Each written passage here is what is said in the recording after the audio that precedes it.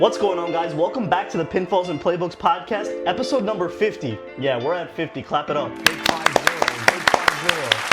As always, I'm your host, Fire Figure, alongside my co-host, Farting Khan. And guys, this week, it's going to be what we usually do on this episode. We're going to do our recap of our WWE and as our sports, what's going on in the sports world.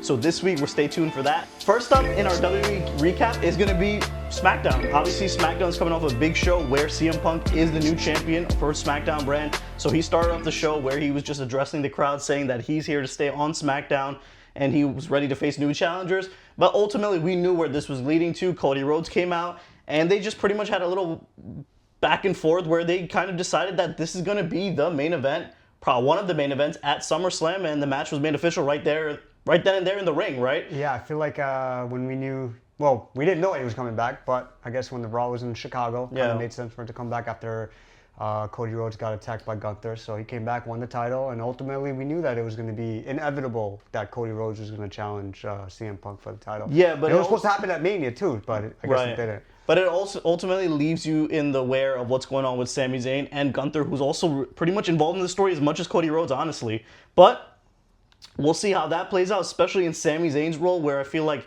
his role is going to be, we'll find out a lot sooner rather than later, probably at Saturday night's main event. But as the show continued on, we had Finn Balor finally have his first match on SmackDown. He's been on SmackDown for a while now, since he got moved to SmackDown, but finally had a good match with Tama Tonga, so hopefully this allows him to get into possibly the United States picture. We'll see where he goes, but I feel like ultimately with CM Punk back on SmackDown holding that title, that can possibly lead to another Finn Balor and Punk match, because I know they had a pretty good match on Raw, so maybe Punk can kind of Balor can kind of follow Punk, maybe try to go after that championship, switch things up. Maybe Balor could possibly, we all know he wants to get back to that level of being a world champion. And he has the capabilities to do it. So. It's been a long time since he got in there, since he ever got hurt, right? So, but next up we had Jimmy Uso versus Royce Keys. This continues the storyline with the Usos, the Bloodline, Royce Keys, LA Knight. Like this is, it's all over the place, and it ultimately culminated on Monday Night Raw, which we'll get into. But those guys are still continuing to feud, and we'll see if this feud even continues past SummerSlam even. Alexa Bliss versus Jade. This was more of a showcase for Jade, and it was kind of just building to the Jade and Charlotte match where Jade took out Alexa Bliss. Alexa Bliss, everybody knows she has that thing in her arm where, what's it called, like a splinter? No. She has like a in her arm where she can like break it, like. Oh, she's double jointed. She's double jointed, yes. Okay. She's double jointed, so WWE kind of uses that to their advantage, so she can kind of look like her arm is broken. So she's done it before, but like it's good that if you don't see it in a while, it's very effective the way they do it. So Jade broke her arm, and that ultimately is fueling more fire for the Jade and Charlotte match at SummerSlam. Yeah. And ultimately, this is another thing that's been pretty much on the rise. Rhea Ripley's still hurt, and most likely she might not be at SummerSlam, and she might have to give up the title. So what was her injury? Her knee, something with her knee. So it's not really determined what it is. She might need surgery. She might need to be out for a long period of time. So we might even find out on Saturday night's main event where she could relinquish the title. And this could even set up a person for who... Jade versus Charlotte. Jade versus Charlotte for the title, for the opening for the title. You can literally ultimately do that match for the title if Rhea Ripley's not ready to go, and let one of those two carry it. Again, maybe it could be Jade, maybe it could be Charlotte. We'll see how that plays out. Trick Williams versus Carmelo Hayes. They had a one-on-one match, non-title. And they were having a good match, but the biggest story of this match is we had the returning Baron Corbin, came out of nowhere, pretty much surprised the crowd, was probably the biggest surprise of the week for sure. And ultimately, he is now in the WWE United States title picture. And I think that's a good role for him. Obviously, he's going to be a little bit over now since he came back to the company. You know, what does they always say? Absence make the heart grow fonder. So he's back on the show.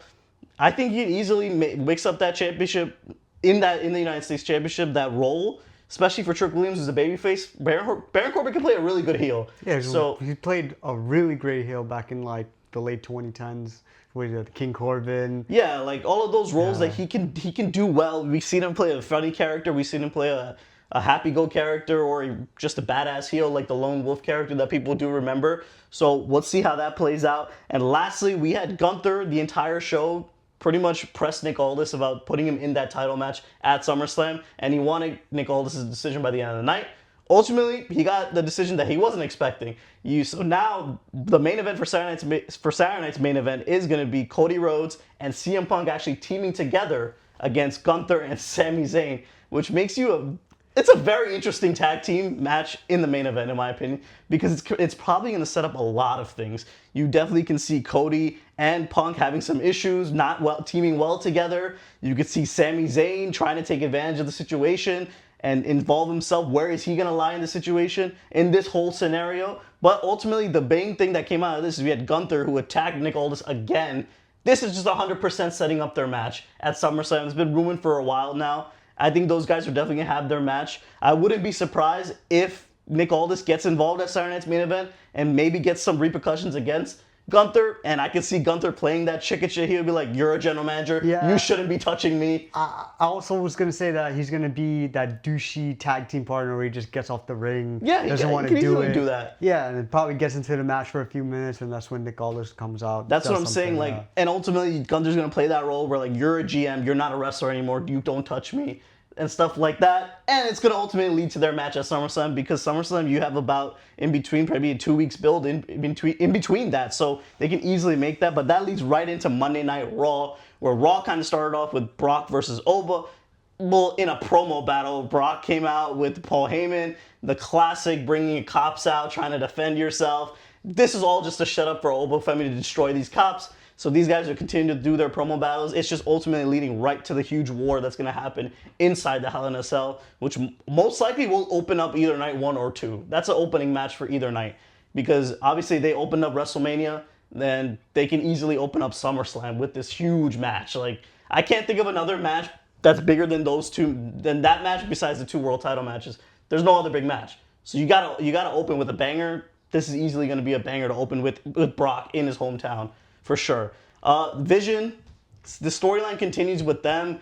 They're kind of in this new realm where it's Austin Theory and Maxine Dupree as being the new couple around, and Braun Breaker's just playing a side-on character, which kind of makes me feel like, what are they doing with Braun Breaker? I feel like after WrestleMania and after this whole Seth Rollins facade, they kept it on the low leading into SummerSlam. And yeah. I'm sure as time progresses, he'll get back into that main event picture. He needs to get rid of that title. Like, that too, but that's also a handicap for him. I also feel like Logan Paul's injury, as well as Bronson Reed's injury, kind of hampered everything. But you also forget the fact that Paul Heyman decided to take a step back from like leading the group. And most likely, it looks like within these Raw segments, he kind of left the Vision again in this week's episode. So I don't know what the story is with the Vision. Like, hopefully, like, right now, Braun Breaker is in a feud with Tozawa. Like, that is what's going on right now.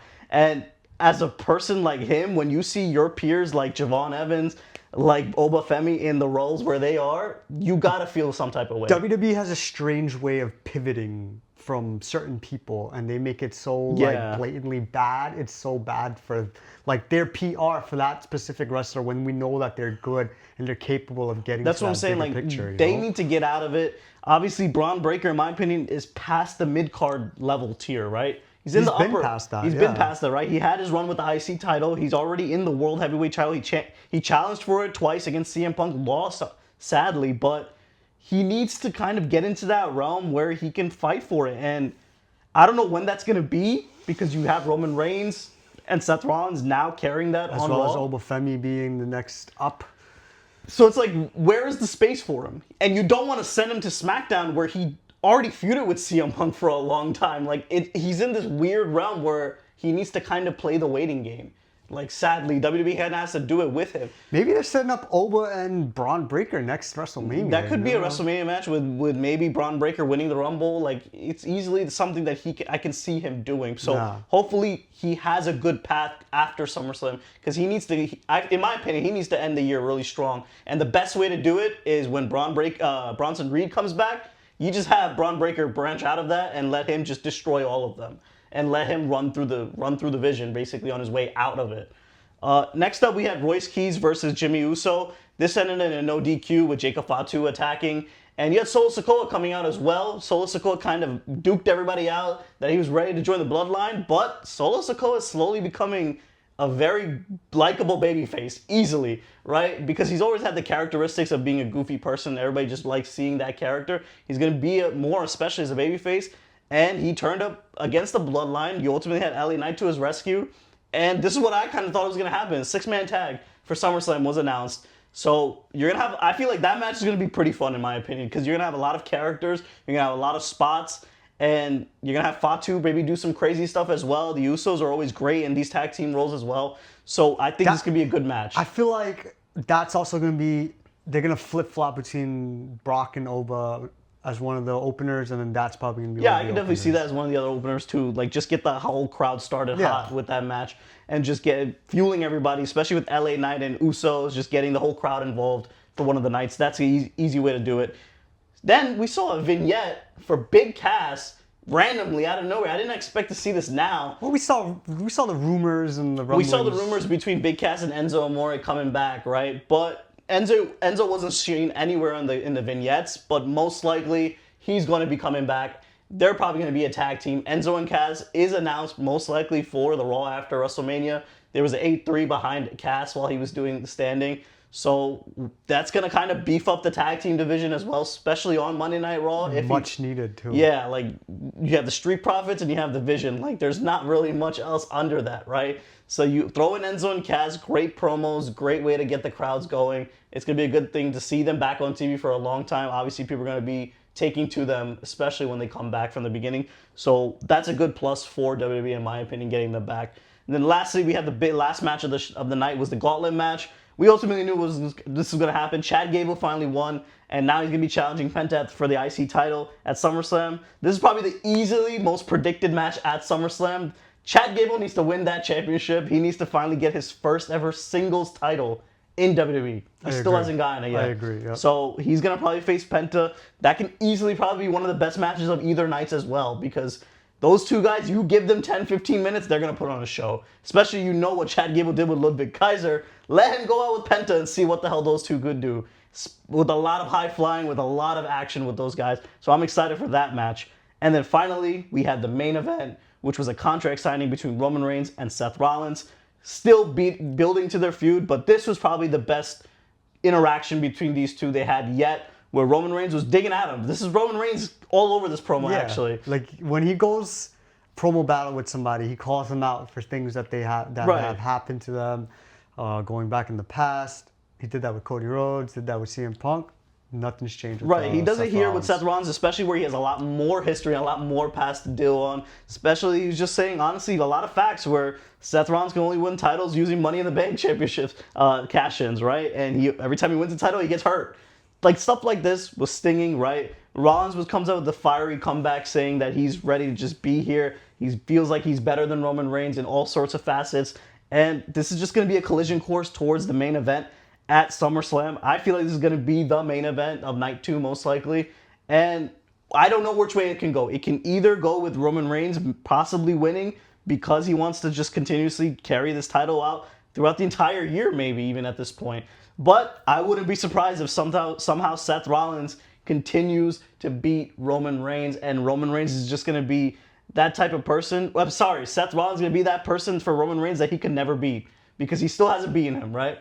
So the story is a lot worse than you think, right? You have Seth, who's always going to beat Roman, but we all know Roman is the top guy, right? But how can you be the top guy when you know some guy's always beating And you? he always called him the number 2, and when you consider yourself the number 1, not being able to beat the number 2 is kind of suspect, you know? That's what I'm saying. So I feel like right then and there, you're going to have emotions at this match for sure, in my opinion. There's rumors of them saying this might be their last ever match together too. So there's a lot of stuff that's coming out of this match. We don't even know what's going to happen because Seth Rollins could win that title, carry it into the end of the year, most likely into WrestleMania. We'll see that if that plays out. But we know the big story that WWE wants to build to is is Roman versus Oba. If they really want to go through that route, then Roman's got to beat Seth finally. Yeah. So, and then at that point, what the hell does Seth Rollins do? So, a lot of stories coming out of SummerSlam is going to be exciting, but the build's been pretty good. It's been fueling up the last 2 weeks. Obviously, you're at the final push. I heard that a lot of fans haven't bought tickets to the event. That is true. They need to start selling the seats because... And that is one of the main reasons why they got Cody Rhodes versus CM Punk, because that kind of boosted up a lot, because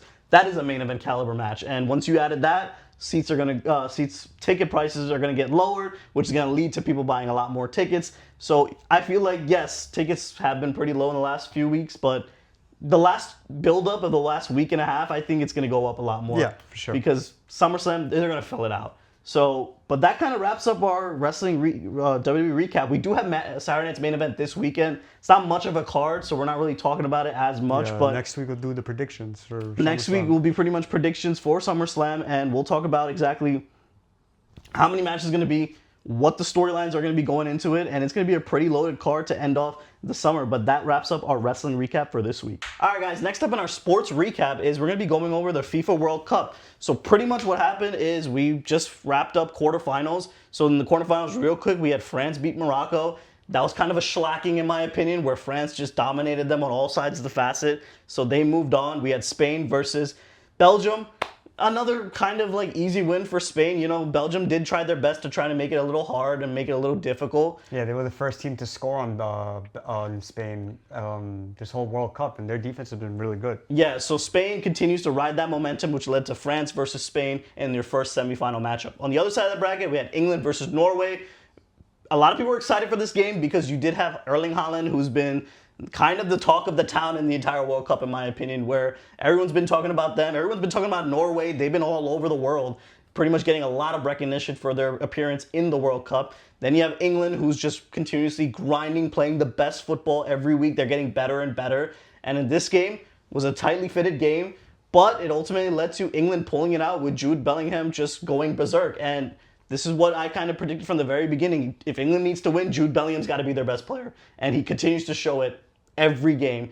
Erling Haaland was kind of a no-show in this Norway game, and he was pulled after a few minutes left in the game, which kind of, in my opinion, let Norway throw in the towel at that point if you're taking out your best player, right?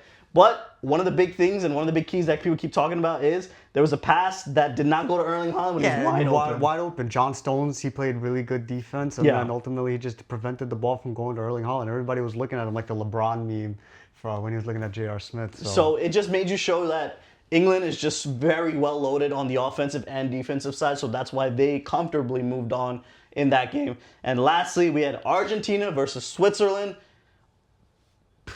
I mean, Switzerland, they made it interesting tying up the game, but then Argentina just completely pulled ahead, and they just ended up winning 3-1. So there's not really much to be said. There's knew not. That Argentina was going to win. Pretty much everybody already had Argentina picking to win. They ultimately pulled it out at the very end, and now they're riding high into the semis. So now you have the semifinals matchup. We just finished the first matchup between France versus Spain, and this was kind of this was a really good matchup on the defensive side, particularly for Spain.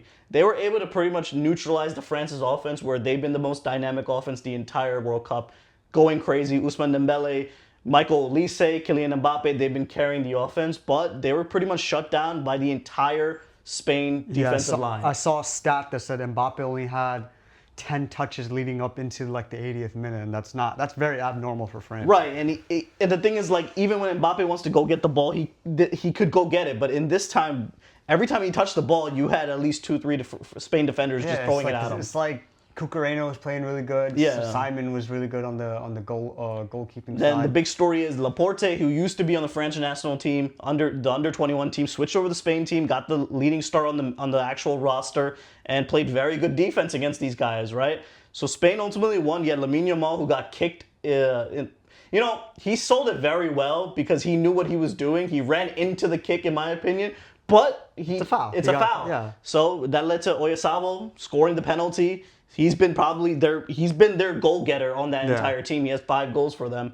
And then you had another moment where coming right out of the half, a little bit 10, 15 minutes out of the half, you had Pedro. He scored.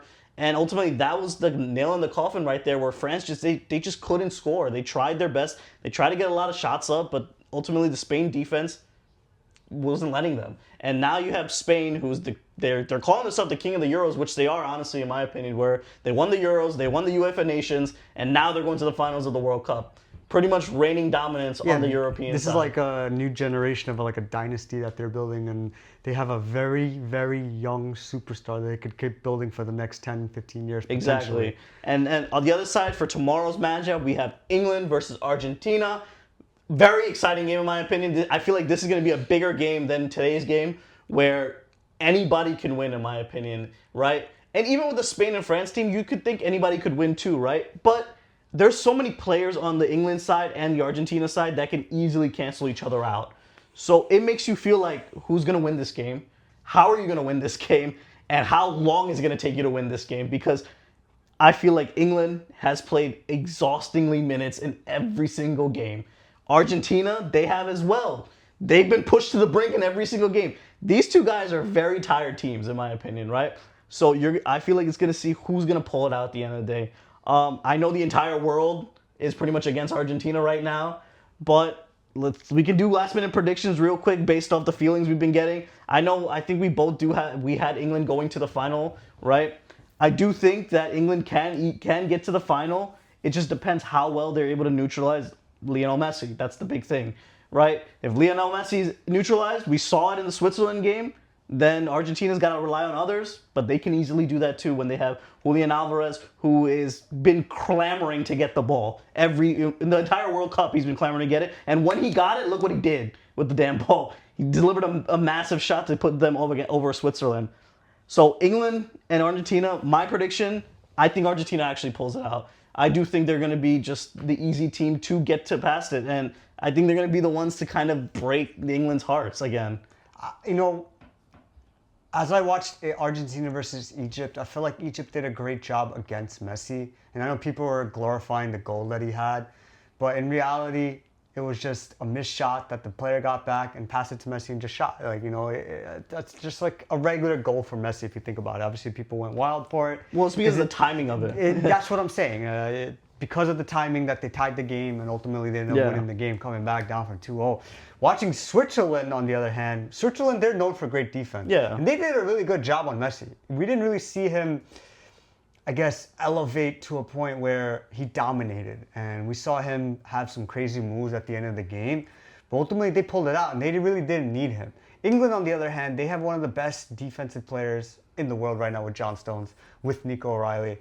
But I feel like the X factor for England is going to be their wingers, and specifically Saka, and can the midfielders get into position to provide the balls to Bellingham, to Kane, whether that's Declan Rice. I forgot the other guy, but I'm going to take England. I feel like they're on a roll right now. They have a great offensive flow. I know Argentina is going to do their job to defend well against Harry Kane. But Jude Bellingham, he's been really hot for England, and I feel like he's going to end up scoring maybe 2 goals, really. We're going to see that point where when Harry Kane gets neutralized, they're going to feed the ball to Bellingham, and he's going to score. So I'm going to say England's going to go into the final. Yeah, and that ultimately leads to Spain versus whoever it's going to be, whether it's England or Argentina. And by the time next week's episode rolls around, we're going to pretty much talk about who won the World Cup. So I know the only reason I kind of want to see Argentina is because I just want to see the Lamine Yamal and Passing Messi. the torch. Yeah, the Messi matchup. Like, I just feel like that's kind of like story written for the World Cup. And obviously, either way, whatever it is, I do got Spain winning the entire World Cup, and I just think they just complete their three-win dominance. Their trilogy, yeah. Yeah, and I just think like a lot of people are going to give them huge credit because guess what? They won it. What, in 2010 was the last time they won it. So what? Almost like 16 years later. 2018 they got bouncing penalties. 2022 they got bouncing penalties. Yeah. And then now 2026 with this new young. And another thing superstar. is like the Spain team. We have to. I didn't mention this. Like they only let up one damn goal in the entire game. Yeah. Every game that they played this entire World Cup, they only let up one goal. So you're playing, and whoever they do play, they're playing against goal getters in England and Argentina. So we'll see how it plays out. I'm excited. This World Cup has been amazing. I feel like this is easily probably the most talked about World Cup ever, in my opinion, that I could remember. Yeah, for sure. I feel like the location where it was, the teams that were involved, the star power that was in it, it makes for one of the best World Cups of all time. And 2006, a lot of people were saying one of the best World Cups of all time. I know 1998, obviously we weren't born. Well, I was born, but that was also a really good World Cup. So this is probably the most headline-generating World Cup of all time. Yeah.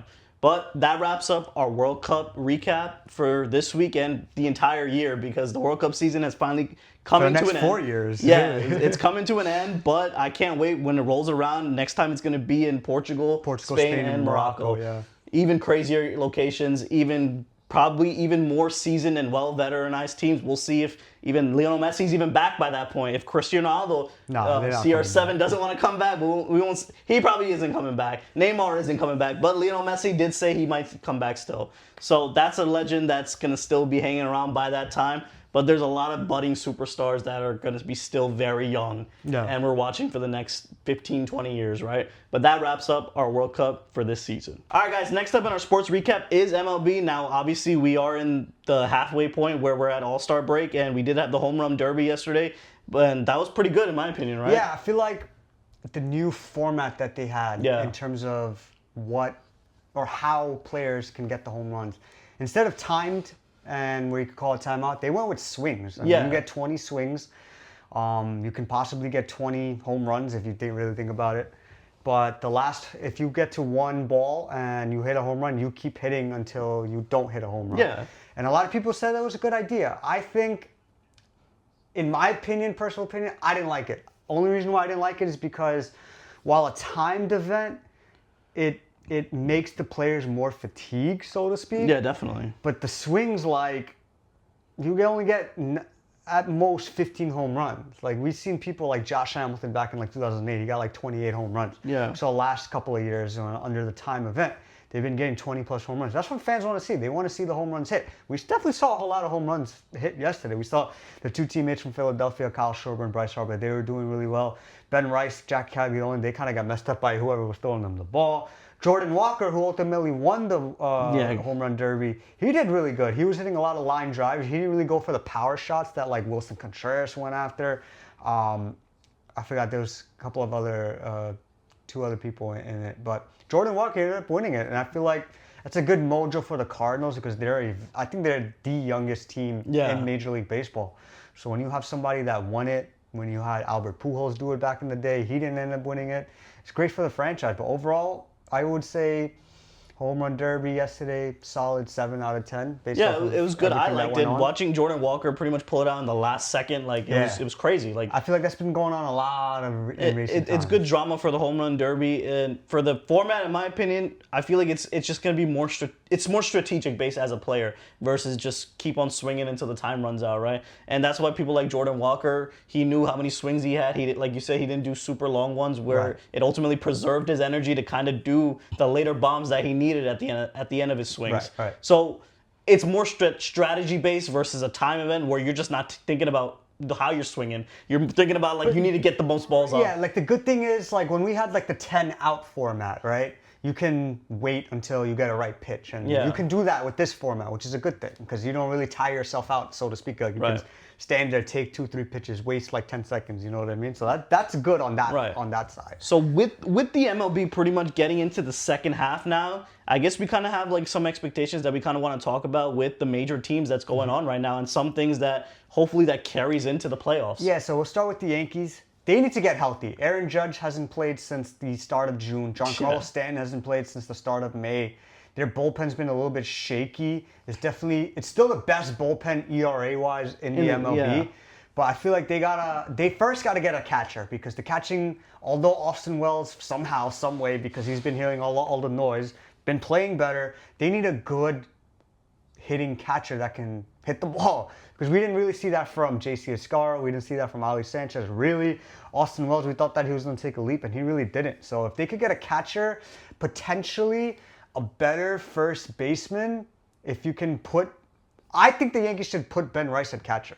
That's what I think. If they don't want to do that, that's fine. You know, you're conserving him. Well, yeah, he's playing like an MVP at the position he is at. Exactly. So obviously health is a thing. We need to get an arm in the bullpen, maybe 2 arms. And then we need to solidify the catching position. The pitching is so suspect for that the Yankees. Too. We need to get Max Fried back. Ryan Weathers and Will Warren, they're trash. Like I don't care what anybody says. They'll have one good outing and then 3 straight bad outings, and we've seen that happen many times this season. Yeah. Switching gears to the other New York team, I think the Mets, they need to unload their whole entire I don't know how many times they're gonna keep doing that. but the problem is you couldn't build it because you paid a lot of money to one guy, and we've seen Francisco Lindor be very unhappy. Luis Roberts been basically MIA this whole season. The Young Bucks for the Mets, they've been playing really good. Right. AJ Ewing and Carson Bench, they've been really good. But the Mets pitching staff, man, they're obliterated. They have nobody to be fearful of on the Mets pitching staff. They need pitching so bad. And they try to do it by getting all the Yankee players. They get Freddie Peralta, who was a lot of people thought they were going to be the ace, but he's been very shaky all throughout this whole season. A lot of teams, two teams that have been playing really well are the White Sox and the Marlins. We thought that the White Sox were going to be pure trash. We thought the Marlins were going to be pure trash. But here we are in July. And the White Sox, they're the second seed currently if the playoffs started today. We just saw the graphic, which is crazy to think about because they just lost 2 years ago 120 games, 124 games, if I'm not mistaken. Yeah. But having Munetaka Murakami, Colson Montgomery, and Miguel Vargas, who should be in the MVP conversation, those three players, obviously they just got back Murakami, which is great for them. Yeah. But I just want to shout out that the White Sox pitching staff, they've been dominant. Sean Burke, Nolan Schultz just came back, and their bullpen's been pretty good too. It's crazy because like they're not known to have super like high level pitching, right? No. And these guys are just showing out, winning games and pitching the right way. That's why I feel like the White Sox have been winning games. They're playing baseball the right way. They're not making errors. They're just getting on base. Yeah, and they're hitting the ball. That's what I'm saying. Yeah, like now you have your power guy back in Murakami. He might strike out a lot, but he'll get you a home run when you need him to. The Marlins, on the other hand, they have I think the second youngest roster behind the Cardinals, but their pitching staff's been really, really good. Max Meyer, Sandy Alcantara. I believe his name is Ryan Gusto, if I'm not mistaken. Yuri Perez been decent for the most part. But the Marlins and the White Sox, two teams that we thought were going to be bad, they've been really good. And the Marlins, they're fighting for, I believe, it's the second wild card now. But the White Sox, they're leading the AL Central. A lot of people didn't really see that. The Nationals. I just want to say they have a very exciting team. I mean, we just saw them play the Yankees. And James Wood is a superstar. He should be in the MVP conversation for the NL side. But their pitching staff is probably the worst pitching staff in all of baseball. Besides maybe Cade Cavalli, they have no good starting pitchers. And their bullpen, they can't hold a lead if their life depended on it. The Nats offense, they could get you 5-6 runs a game, but the bullpen will give up 6 runs. 100%. You know, it's like that's why they are, I believe, only one game above 500. So they're on the upper echelon in terms of mid-tier teams for sure. But their offense is S-tier, but their bullpen is just completely garbage, in my opinion. The Red Sox, for some strange reason, I saw a stat that said when the Celtics traded Jaylen Brown, the Red Sox won 9 straight games. And maybe this was like the omen for the Red Sox to get hot. And they've been hot. They won 9 straight games going into the All-Star break. And overall, their pitching's been really good, and they don't even have Garrett Crochet. Yeah. They didn't have him since, I believe, the start of May. And if he comes back, I don't know. I hate the Red Sox, but you know they might be a scary team to sneak into the wild card, especially having the worst record in the AL and coming up hot. But that's good for the Red Sox. And I guess we'll just say our quick early World Series prediction. Yeah, so obviously the World Series, you know, we obviously predicted it in the beginning of the year where it was the year didn't even start. We don't know where the teams have been, who's been playing what, right, and who's been healthy and what they've been looking like. I know obviously we expected the Yankees to do very well, but they've been super shaky the entire season. Per usual Yankees. I don't know if anything's really different with them. They kind of do this every year, in my opinion. Where it's also health. It's the same story every year, though. That's what I'm trying to say with the Yankees. So that's the story with them. The Dodgers continue to be on top, right? No one's talking about them because everybody knows. It's just normal at this point, right? But for early World Series predictions, I'm going to continuously pick the Dodgers, in my opinion. I just feel like they are just the best team in the NL to come out. I don't really see anybody beating them in a 7-game series. That's the whole thing, right? Obviously, who can win out in a Game 7? I don't know any team that can beat the Dodgers 4 times in a row in the NL, in my opinion, especially if everyone's healthy. So I'm picking the Dodgers. On the AL side, it's super up in the air, in my opinion. You don't know what the hell is going to happen. You have the Yankees, you have the Braves, you have the Red Sox are getting hot, you have the Nationals if they get their stuff together. Like, stuff can happen in the AL, right? But ultimately, I'm going to pick a wild card team where I feel like this team have been winning games. They've been showing out. And a few times where I watched them, they've been fun to watch, in my opinion. And they've been playing right baseball. And it's the Texas Rangers, right? The Texas Rangers have quietly been one of the best teams in baseball, in my opinion. They obviously don't get a lot of media outlet as the Rangers in Texas because I just feel like they don't really have a star in my opinion, right? I don't know if we got classify... Wyatt Langford. Corey Right. Seager's been pretty unhealthy this whole season. But Wyatt Langford, Josh Young, Brandon Nimmo, right. and their pitching staff. And their pitching staff, right? Jacob DeGrom's looking like old Jacob DeGrom. Old Jacob DeGrom, and obviously the signing of Brandon Nimmo pretty much helped them get to this level. So I'm picking the Rangers. In my opinion, I feel like it'd be fun to see them in the World Series. I don't know when the last time they even won the World Series. They won it 3 years ago. 3 years ago, right? Yeah. Okay, so that was 3 years ago where they had a pretty good loaded roster, in my opinion, right? So it's obviously very different from now, but they still have that core to pretty much get them back into the World Series. So I'm picking the Dodgers and the Rangers to be in the World Series. Yeah, I'm still going to be biased. I'm going to take the Yankees. We just got to get healthy. We got to get a catcher, and we just got to get some bullpen arms. Once that happens, everything will sort itself out. I'm going to take an upset here, and seeing how the Phillies been playing, man, they had, I believe, the second worst record in all of baseball in like mid-May. Yeah. And then for some strange reason, something just clicked for the team, and they just rattled off all of these wins. I believe they went like 35-10, 35-12 in their like last close to 50 games. And they just got back Zach Wheeler. Christopher Sanchez has been pitching. He's probably my Cy Young pick right now out of the NL. And then if they could get Jesus Luzardo to pitch good for them, and they have some young superstars that are budding for them, I think they could upset the Dodgers. And I know it's a lot of people say it's the same old story with the Phillies as well, same thing with the Yankees, but something just different for this Phillies team moving forward. And they have the two stars in Schwarber and Harper, so why not? I'm gonna say the Yankees and the Phillies is back like it's 2009. Yeah, that's kind of a huge throwback, right? But MLB, this is where the actual season starts, in my opinion, right? And I feel like in the MLB, we're gonna see a lot of people pull away for who's gonna be the top MVPs, the Cy Young winners. They're gonna be prominent towards the end of the last few months, in my opinion. Yeah, right? like who's like we saw last year, the Blue Jays, they were under 500. Like close to the All-Star break, and they just completely flipped the script in the second half. So we might see a team do that, like we just seen the Red Sox do it. That's what I'm saying. Like the thing with the MLB teams, like I feel like MLB is one of the prime sports in America where the All-Star break literally switches a team's flow. Yeah, and also the fact that you can't really predict who's going to win on a given night for the MLB, like regardless of the star power that you have. You know what I mean? Everything always depends on if your pitching staff can hold up, if your bullpen can come and do their job. Obviously, the hitting matters, but if the pitching staff can't do their job, then everything else will foil itself because you're going to go out there and try to swing for the fences to try to score some runs, and that's not really a good formula to win baseball. So. For sure. But as the season continues, we're going to touch upon it. We're going to be obviously talking about a lot more when we get closer to playoff season. But the season continues, and that kind of sums up our MLB and sports recap for this week. All right, guys, that's pretty much the episode for this week. Episode 50 wraps up. It's been a lot of episodes. We've been obviously piling it along together. We've been moving forward with it. It's been pretty easy. It's been pretty fun and smooth. But we're going to be continuing next week. We're going to be coming right back with our wrestling recap, with our sports recap of what's going on in the sports world at that time. And obviously, we got to come back with our sideline heel takes. So we got to come with some good ones. But that wraps up our episode for this week. Thank you guys for joining us, and we'll see you guys next week. Peace.